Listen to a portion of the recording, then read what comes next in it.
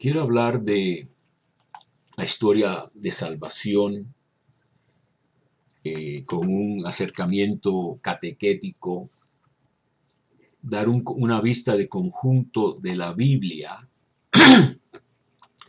para entender cómo está compuesta la Biblia según el canon de los libros de la Biblia, la lista autorizada de los libros de la Biblia, siguiendo el canon judío, que es el canon que usaba Jesús y que yo creo que es el canon que mejor teológicamente muestra de qué se trata la historia de la salvación. Eso lo vamos a ver en un momento. Quería señalar que tengo un sitio web que se puede encontrar escribiendo Bible Explainer en inglés, explicador de la Biblia. O se pueden poner Chávez, Emilio Chávez Biblia, a lo mejor también lo alcanzan, pero no es tan difícil. Es bible-explainer.com, y en este sitio que acabo de renovar, una de las cosas que tengo arriba es escritos en español, y entre los escritos en español están escritos cortos. Y estaba yo dándole un vistazo a esto y veo que tengo, por ejemplo, apuntes para curso de introducción a la Biblia, unas 10 páginas, creo que son 40 puntos o 37 puntos, que pueden también consultar eso. Y tengo los cánones en español que vamos a ver. Tengo también fechas importantes para el periodo bíblico, solo una página, puede ser útil. Tengo para una comprensión teológica de la Biblia cristiana, perdón, y son 20 páginas. Así que en español tengo bastante, y esto lo vamos a ver un poquito hoy. No sé cuánto durará este video, tiendo a alargarme, y espero que haya interés. Y entonces el canon judío lo voy a explicar, y yo creo que vamos a ver que tiene mucho sentido, y así podemos entender toda la Biblia de algún modo. Quizá trate de mantenerme en una media hora, no sé si lo lograré o no. En inglés traté de explicar la Biblia en 15 minutos y me resultó 19 minutos y medio, y un centenar de personas ha visto ese video. Pero la Biblia, la primera parte de la Biblia, son los primeros 5 libros que los judíos llaman Torá, que muchas veces se traduce ley. Así lo tradujeron los 70 al griego. Nomos. Torá en verdad quiere decir instrucción sacerdotal. Al principio eran las decisiones sobre cuestiones religiosas que daban los sacerdotes judíos. Y Pentateuco es una palabra griega que se refiere a que son 5 rollos o libros. Génesis, Éxodo, Levítico. Esto lo puedo yo agrandar para que se vea mejor. Génesis, Éxodo, Levítico, Números y Deuteronomio. Son los 5 primeros libros de la Biblia. Y ellos mismos tienen una unidad y un sentido muy interesante. Génesis, como sabemos, es la historia de la creación del mundo, y pone al ser humano, a Adán y Eva, en un jardín paradisiaco, donde antes del pecado no hay vergüenza, están desnudos, son vegetarianos, obviamente no hay ninguna violencia. Y ocurre el primer pecado, que es el pecado de Adán y Eva, de desobedecer a Dios. Yo creo que podemos leer el texto y darnos cuenta que Probablemente el pecado es querer ser como dioses o como Dios, conocedores del bien y del mal, que puede significar conocerlo todo. Y entonces ellos quieren agarrar la divinidad, que es lo opuesto que hizo Jesús, siendo de condición divina, se humilló, hizo el movimiento opuesto nuestro Señor Jesucristo, y por esa razón son expulsados del paraíso. Y es el primer exilio. Nosotros rezamos en el Salve Regina, eh, Dios te salve, Reina y Madre de Misericordia, exiliados o desterrados hijos de Eva. Así que en la misma oración cristiana tenemos esa referencia a un exilio. Y el exilio es estar fuera de la comunión con Dios, estar en condición de pecado, de enajenación, de no estar donde uno debe de estar, en casa, vamos a decir, ¿no? Y entonces son expulsados Adán y Eva, comienza el primer asesinato de Abel por Caín. Por cierto, Jesús en Mateo 23 y en Lucas también habla del asesinato en la Biblia, precisamente refiriéndose al asesinato de Abel como el primero en el libro de Génesis y el asesinato de Zacarías, el último, en el segundo libro de Crónicas. Así que es un indicio de que Jesús sigue el canon judío, que en su época ya estaba más o menos completado, ¿no? Yo creo que con alguna excepción. Bueno, el canon judío consiste de la Torá, de los profetas, o la ley y los profetas, que se repite tanto en el Nuevo Testamento, y después la última categoría, los judíos le llaman los escritos, Ketuvim, que comienza con los salmos, y esa categoría no estaba acabada ni definida todavía en tiempos de Jesús. Se definiría algo después, unas décadas después. Sabemos que el primer libro, el más grande y el más importante, son Salmos, también dividido en 5 libros como la Torá, como el Pentateuco.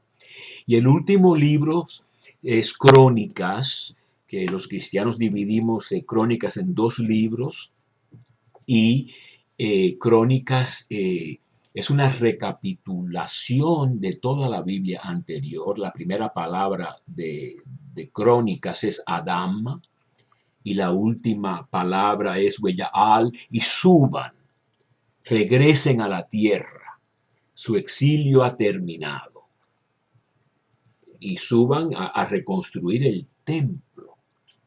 Y brincándonos un poco, podemos decir que para nosotros los cristianos, el que sube y construye un nuevo templo de seres humanos, la iglesia, es Jesús. Sube a la cruz y sube al Padre. Entonces, ahí tenemos un poco el principio y el fin de la Biblia hebrea, vamos a decir, judía, que usaba Jesús, que empieza con una creación que se malogra con un primer exilio y termina con el fin del exilio, que para los judíos es regresar a la Tierra Santa. Ellos le llaman hacer, se me olvida si es, la aliyah, la subida, ¿verdad? El regreso a la patria, vamos a decir, muchos judíos regresan a la Tierra Santa, y para los cristianos, pues nuestra patria está con Jesús y con Dios en las alturas, vamos a decir, en el cielo, ¿no? Ciudadanos del cielo, en Efesios y Colosenses y cartas así de la escuela de Pablo. Entonces, ¿qué es lo que sucede cómo termina Génesis? Génesis termina con una hambruna que lleva a los hijos de Jacob a Egipto, y ahí se encuentran con el hermano que habían vendido, con José, y José los pone a prueba y finalmente se reconcilian, y José les pide que cuando ellos regresen a la Tierra Santa se lleven sus huesos. Pero la última palabra del libro del Génesis, estamos dando una vista panorámica que después tendremos que quizá entrar en más detalles, dar más detalles. Se puede decir que la última palabra de Génesis es que pusieron los huesos de José en una caja en Egipto. Así termina la versión de la Biblia de Jerusalén que uso yo. En este momento no voy a consultar el texto hebreo. Pero esa caja obviamente una, ¿cómo se llama? Es una caja mortuaria, ¿no? Se me olvidaron las palabras, ¿no? Es donde ponen a los muertos, ¿no? Es una manera muy significativa de terminar el libro, ¿no? Es una muerte, es un exilio, están en Egipto, es un lugar pagano, van a ser esclavos, etcétera, ¿no? Entonces después el libro del Éxodo, y estos son nombres más bien griegos, ¿verdad? Los judíos los nombran según las primeras palabras o una primera palabra de cada libro. Éxodo es salir al camino, ¿no? Salir en camino, es la palabra griega, ¿no? Y entonces en este libro se narra cómo los israelitas todavía no son todos judíos. Los judíos serían nada más los miembros de una de las tribus, la tribu de Judá. Pues los israelitas, los descendientes de los 12 hijos de Jacob, Israel, que le cambian el nombre en Génesis 32, estos israelitas se encuentran esclavizados, claman a Dios, Dios los quiere rescatar, suscita a Moisés, que los hace salir después de las plagas de Egipto, y atraviesan el desierto y se paran en el monte Sinaí, que también le llaman Horeb o Joreb en hebreo, y ahí hacen la alianza. Buena parte del Pentateuco, desde el capítulo 19 de Éxodo hasta el capítulo 10 u 11 de Números, toma lugar en el monte Sinaí, una montaña santa de Dios, donde habían salido de Egipto para sacrificar al Señor. Entonces ahí da los 10 mandamientos. Dios da las instrucciones para construir un tabernáculo que van a llevar por el desierto. Y como digo, desde el capítulo 19 del libro del Éxodo, todo el libro de Levítico y los primeros 10 capítulos de Números, es decir, la parte central del Pentateuco, toma lugar en el monte Sinaí.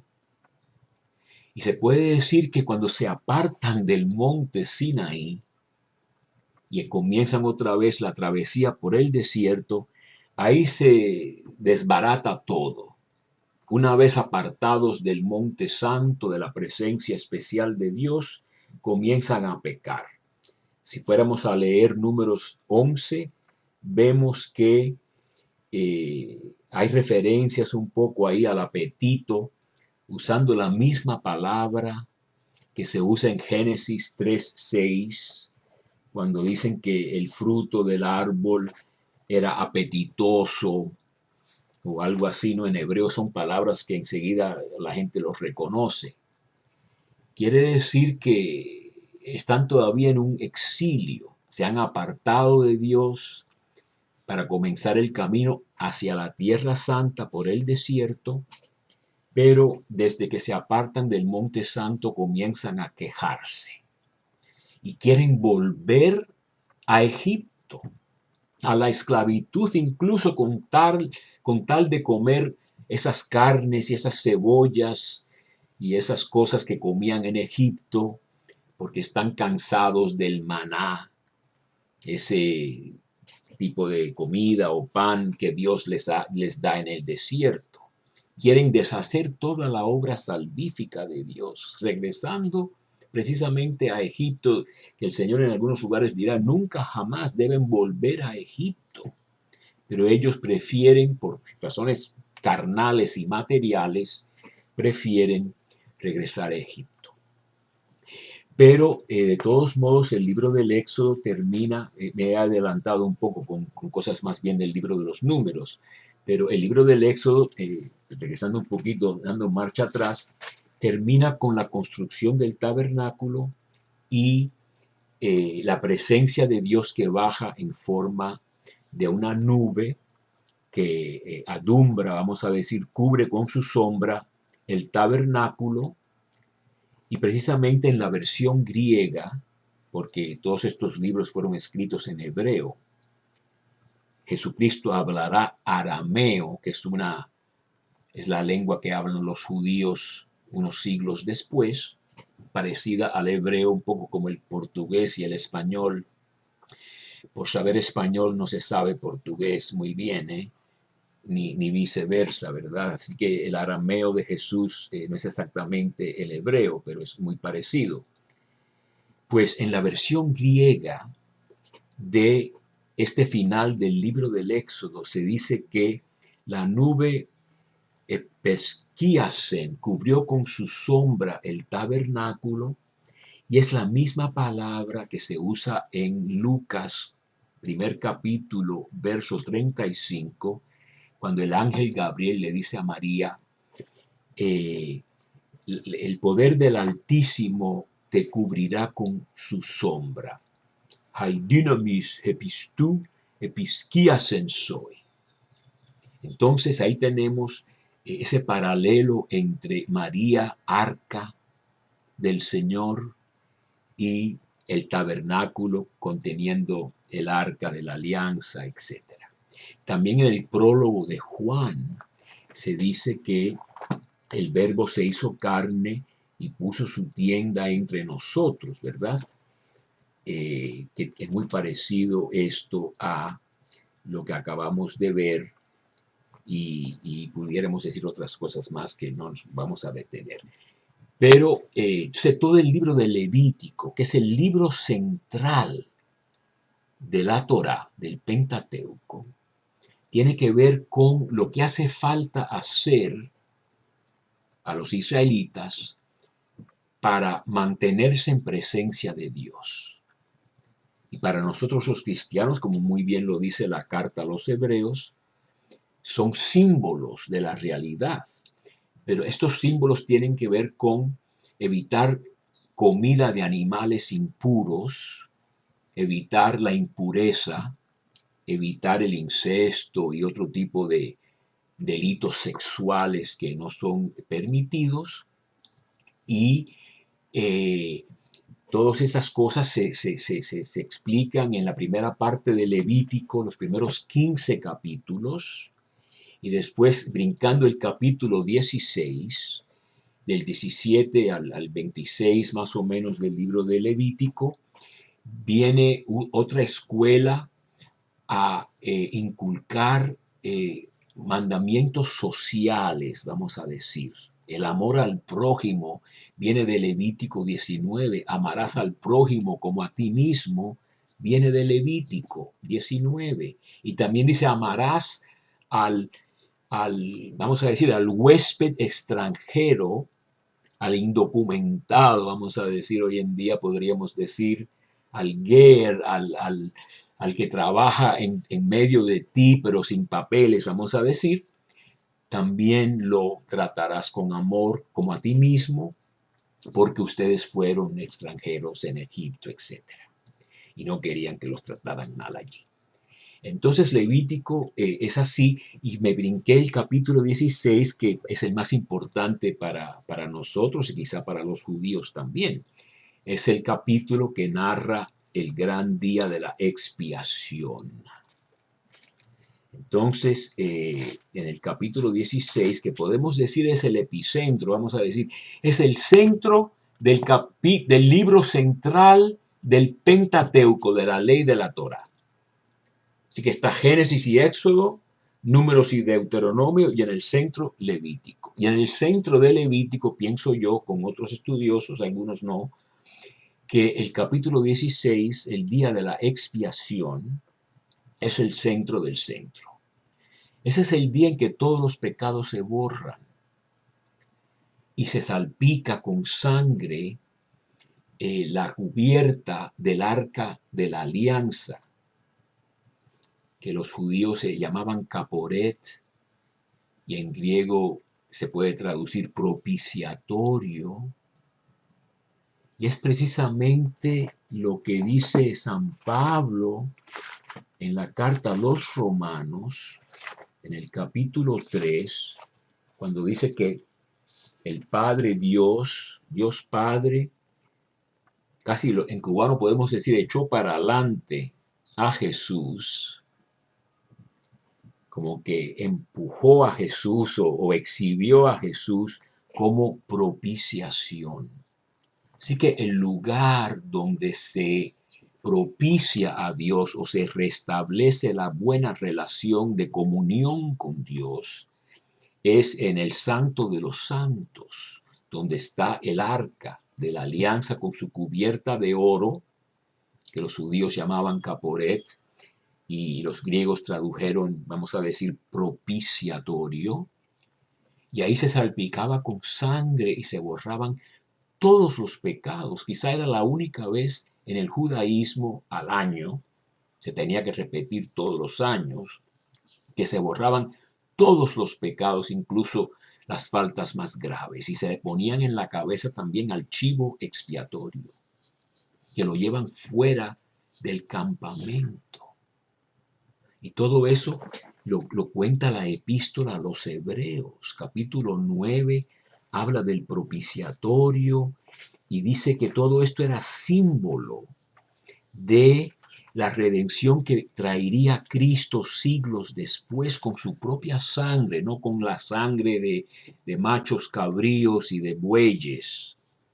Y que esa sangre de los animales no podía limpiar la conciencia, no podía borrar pecados, pero la sangre de Cristo sí borra los pecados.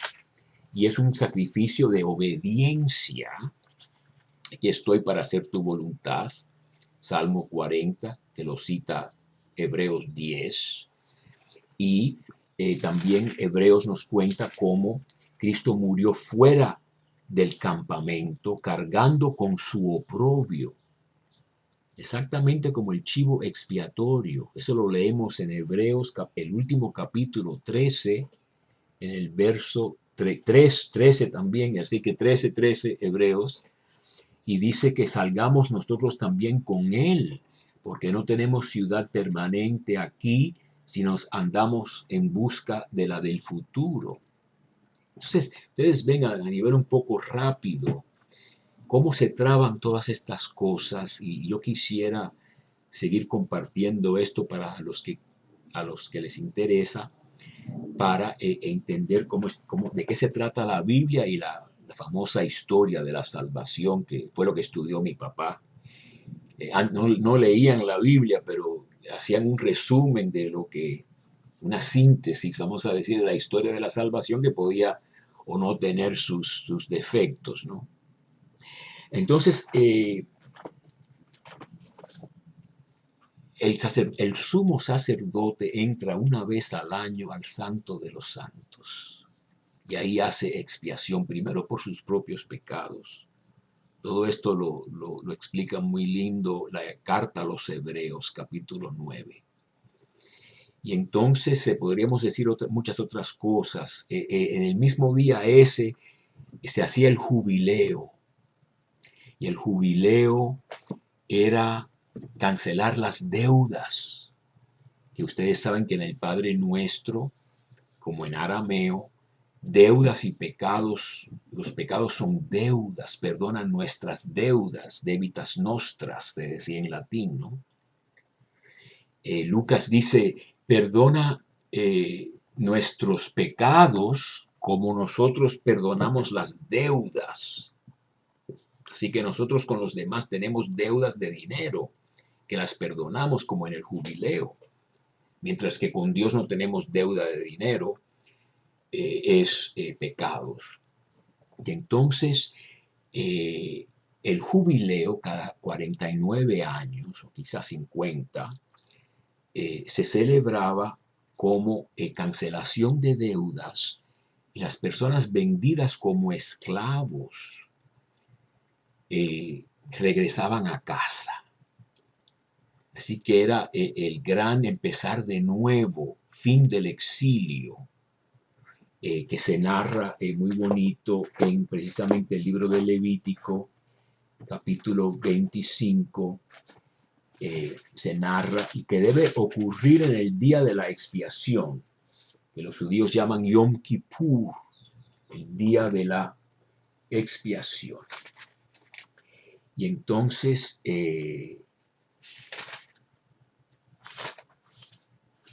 pues es una cosa muy interesante. Y como ese es el día que el sumo sacerdote entra en el Santo de los Santos, la carta a los Hebreos nos dice que Jesús es el que entró en el verdadero Santo de los Santos, no un Santo de los Santos en una tienda con un velo, sino que con el velo de su carne, dice el capítulo 10 de Hebreos, él penetró hasta el mismo santuario de Dios, abriéndonos un camino para que lo sigamos y tengamos acceso a Dios en su verdadero santuario por medio de Jesucristo. Ese es la redención de Cristo, ¿no?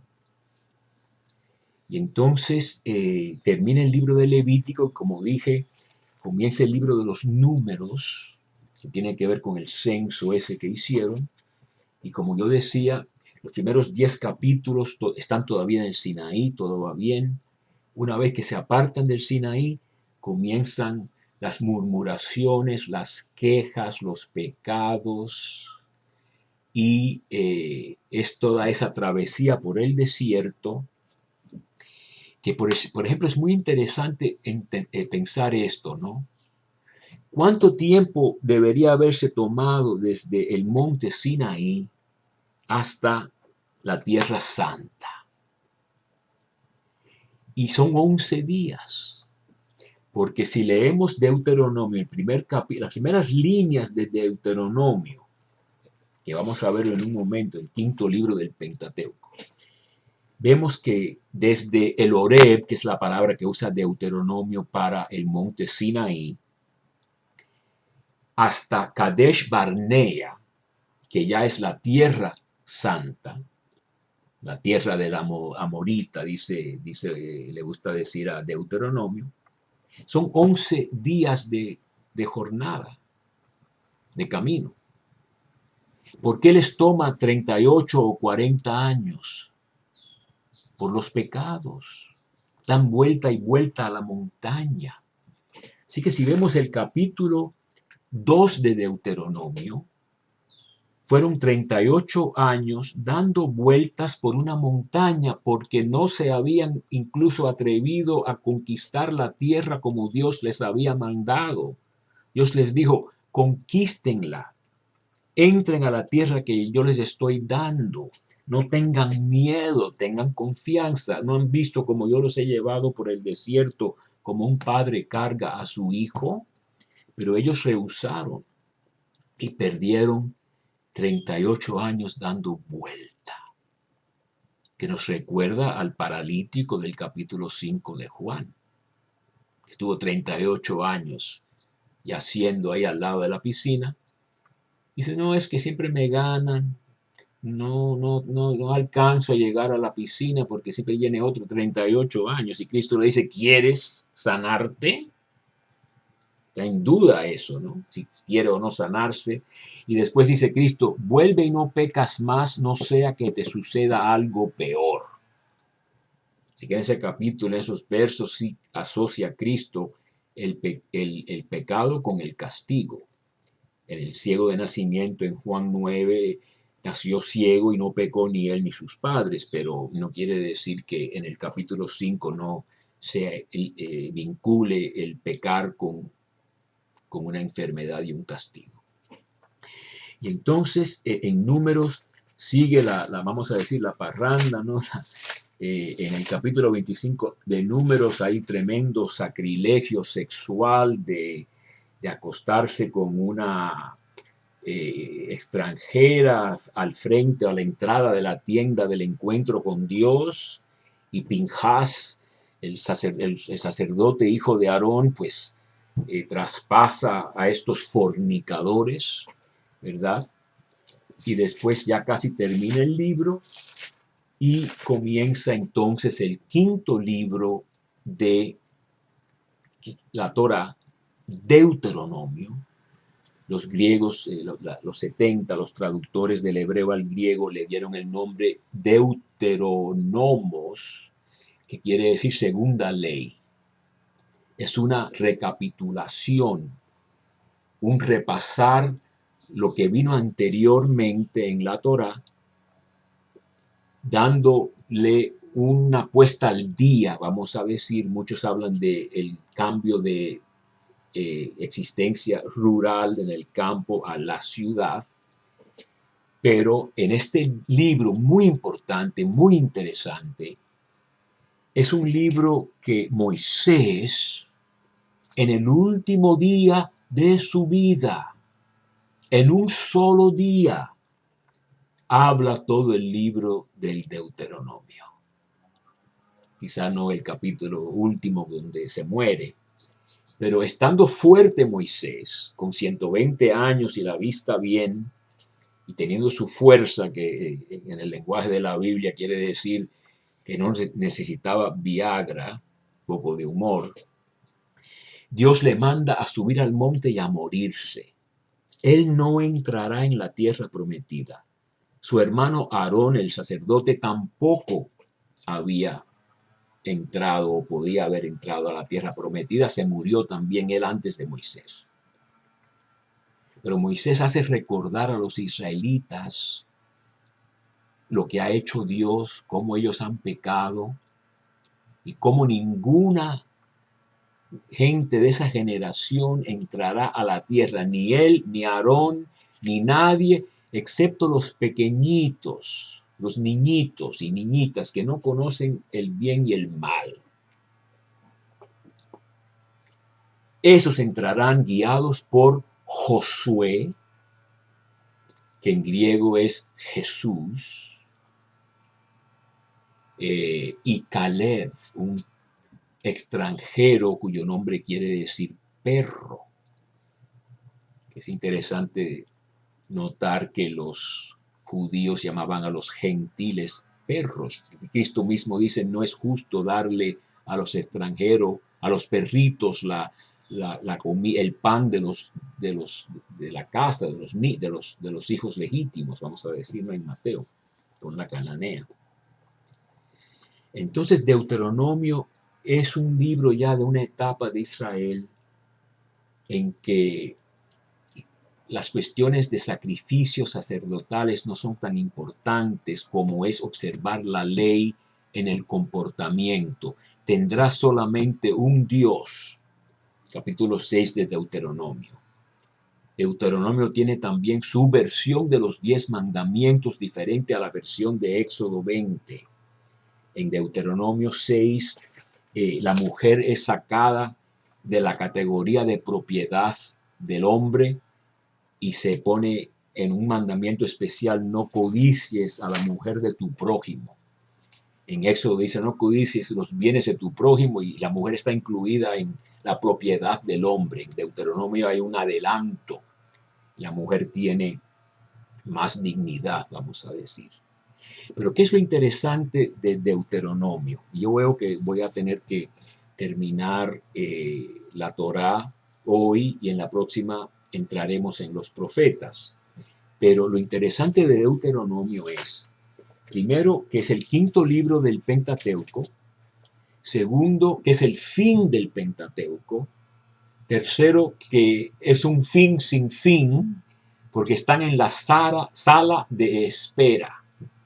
No se cumple la entrada a la tierra prometida. Eso se cumple en el libro siguiente, Josué. Jesús en griego.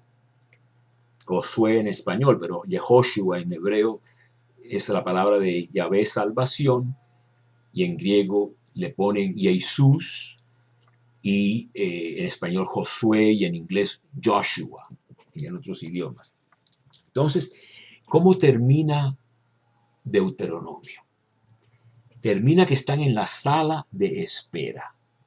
Es un libro final que no es conclusión, porque están esperando al final de la historia, la conquista de la tierra. Adrede no lo narra el último libro de la Torá. Lo deja para el libro siguiente y vamos a explicar el significado de eso. Moisés sube al monte Nebo. Muchos cementerios judíos se llaman el monte Nebo. Y ahí contempla, saluda desde lejos, como dice el capítulo 11 de la carta a los hebreos, la tierra prometida sin entrar. Y aunque estaba fuerte, tiene que morir. Nadie como él había tenido esa intimidad con Dios, hablaba con Dios cara a cara como un amigo. Y dice que no ha vuelto a surgir, y yo diría todavía, un profeta como Moisés que tenía esa relación con Dios y que hizo las señales y prodigios que Yahvé realizó contra el faraón, etc. Ese es el profeta esperado en tiempos de Jesús. Es el profeta a quien se refiere la samaritana en el capítulo 4 de Juan. Moisés mismo en el capítulo 18 de Deuteronomio dice que Yahvé levantará, que en hebreo es como decir resucitará, levantará en medio de ustedes a un profeta como yo y tienen que escucharlo. Y el que no lo escucha, pues ahí le irá muy mal. Ese es el profeta que se esperaba. Y para no delatarnos más, en Hechos de los Apóstoles, y quizá en estos días ya lo hemos oído o lo vamos a oír, en Hechos de los Apóstoles, en la primera predicación de los apóstoles, en el capítulo 3 de Hechos de los Apóstoles, dice que Moisés efectivamente dijo: el Señor Dios les suscitará un profeta como yo de entre vuestros hermanos, escúchenlo en todo lo que les diga. El que no escucha a ese profeta será exterminado del pueblo. Y todos los profetas que desde Samuel y sus sucesores han hablado, anunciaron también estos días. Ustedes son los hijos de los profetas y de la alianza que Dios estableció con vuestros padres, al decir a Abraham: en tu descendencia serán bendecidas todas las familias de la tierra. Para vosotros, en primer lugar, judíos, vamos a aclarar, ha resucitado Dios a su siervo y le ha enviado para bendeciros, apartándoos a cada uno de vuestras iniquidades. Así que el profeta escatológico, el profeta del final de los tiempos que se esperaba para nosotros los cristianos, según el libro de Hechos de los Apóstoles, es Jesús. Entonces es muy, muy interesante eso, que la primera parte de la Biblia apunta, y Torá también puede referirse a tirar una flecha, ¿no? O a enseñar, casi quizá algunos piensan, no es muy cierto, pero apuntar con el dedo. Moisés apunta hacia Jesús al decir que un profeta como yo va a surgir, pero todavía al final del Deuteronomio no había surgido, se esperaba. Y con esas palabras voy a terminar justo antes de los 40 minutos Y tendré que seguir con esta explicación de la historia de la salvación que veo que tomará más de un par de horas o más. Y eso lo haremos la segunda vez que yo tenga la oportunidad de hacer estos videos. Y muchas gracias.